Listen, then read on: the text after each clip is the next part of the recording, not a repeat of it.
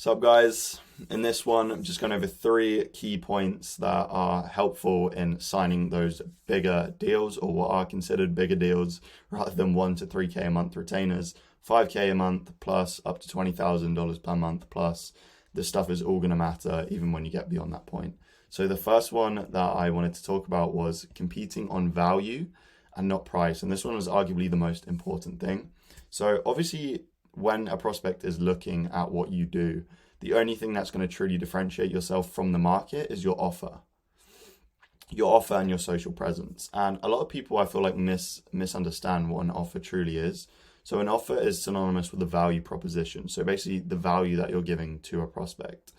And an offer is not just a headline claim saying, I can do this for you in this amount of time without pain point.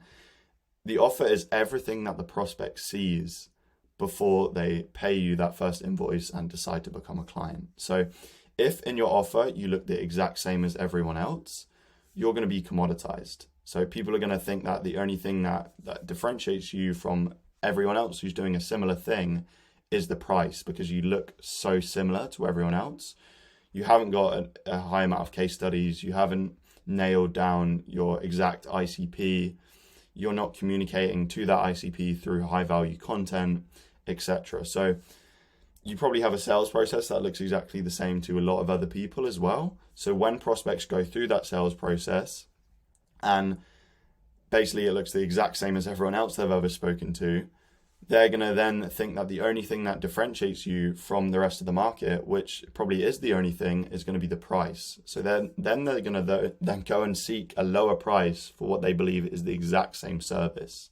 So basically what they're doing at that point is saying that the only thing, there's nothing about your service that makes you stand out, and the only thing that is different is your price. So they're then naturally going to go and seek a competitor of yours with a lower price point, and that's when you've been commoditized. So to avoid this, you can have a unique offer and a unique value proposition. So basically have a unique mechanism of taking your prospect from A to B, whilst knowing exactly who your ICP is. So having a very clear niche, communicating to that ICP through content, giving them as much valuable information as possible. And this is going to allow you to essentially compete in a league of your own. And obviously, when a prospect can't see any of your competitors and truly perceives you as one of one in the marketplace, you can set your own prices and you can price much higher as a result. So a key thing here as well, you can only lower your prices to zero, because what will happen if the prospect commoditizes you, like everyone does, thousands of people get commoditized on a daily basis, it essentially starts this price race down to zero, because people obviously know they're competing on price and they want to consistently undercut because they don't know how to differentiate themselves. They don't know what about their offer they can change to make them stand out and compete differently. So they only go down to zero. Everyone tries to undercut each other because they know that they're competing on price. They don't know how to compete any differently. And that essentially just is a very miserable place to be. But essentially you can only go down to zero, but you can go infinitely higher in the other direction. So it makes way more sense to add more value, to be more creative, to put more time and research into your offer and differentiating yourself from the herd so that you can set your own prices and go infinitely higher in the other direction. So you want to compete on value and not price. If you're competing on price and not value, you're doing something very wrong, and you need to work a lot more on your offer and truly understanding your prospect and speaking to them. And basically having a unique mechanism which is going to take them to A to B and communicating that effectively in your sales process. So your sales process is like 50% of your offer. People don't take that into account.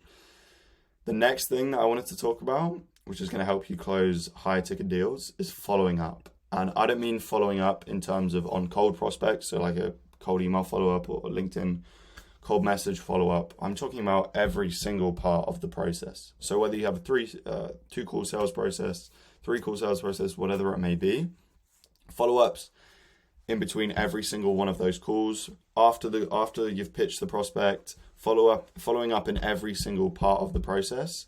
No follow-up that you can do will hinder a sale. There's almost a 0% chance that if you follow up an extra time or an additional follow-up is going to actually hinder your ability to close that deal. And obviously there is a caveat to this because you don't want to be annoying. I would never say follow up more than once per day. Probably once every other day as a general rule of thumb. But if you do have a very short closing time, then it can make sense to follow up once a day.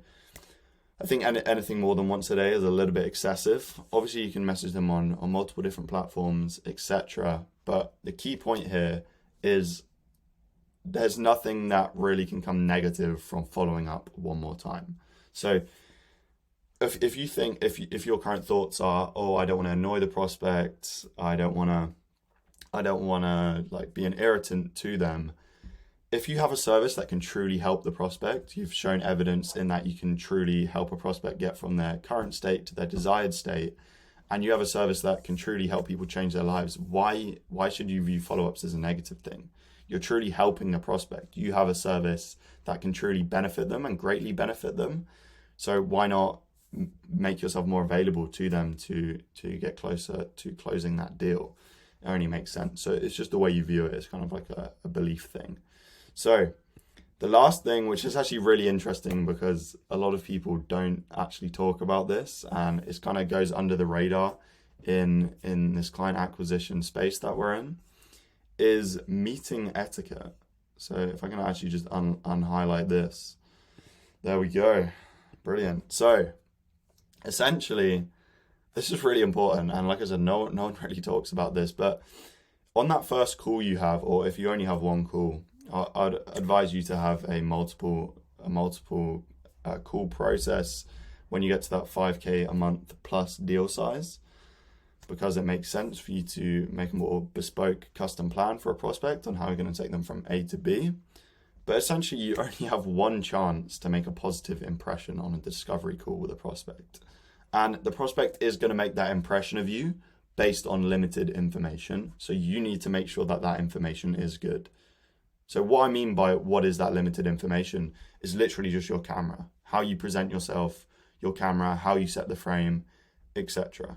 So make sure you have a professional background, make sure you speak well, make sure you set the frame.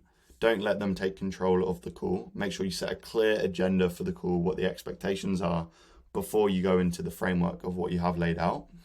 So if you're speaking to, obviously understand your niche. So if you're speaking to advanced B2B business owners, they're going to be working from home. They're probably going to be dressed smart. You want to be doing the same.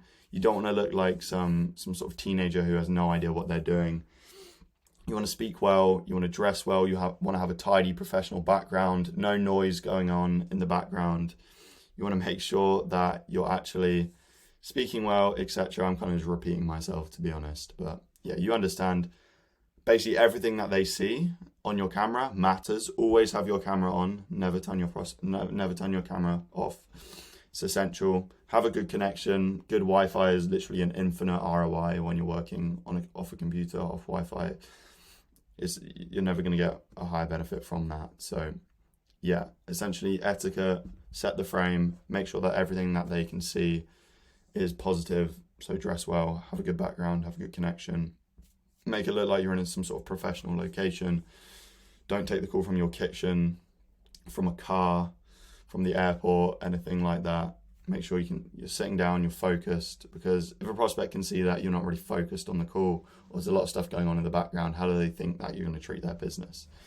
So, okay, perfect. That's everything of this one. There's 3 key steps to closing 5K a month plus deals. Obviously, there's a lot more things that go into this, but to be honest, competing on value and not price takes up a large chunk of that, of what goes into closing these high ticket deals. But yeah, these following up and meeting etiquette, just wanted to throw in a few bonuses. So okay, that is absolutely everything. If you are a marketing agency owner who is above $50,000 per month in revenue, you have existing case studies, you have existing happy clients, and you are looking to scale in the next few months, you can book in a call with me in the description where we can talk about where you are at the moment, where you want to be. Don't worry, we'll just have a chat. I'll make sure I have my meeting etiquette down as well. And yeah, we can just discuss what your current strategies are. And it's literally just a chat, no strings attached. And yeah, that's everything. If you enjoyed this video, please like, subscribe, do all that fun stuff. And yeah, I appreciate it. Bye.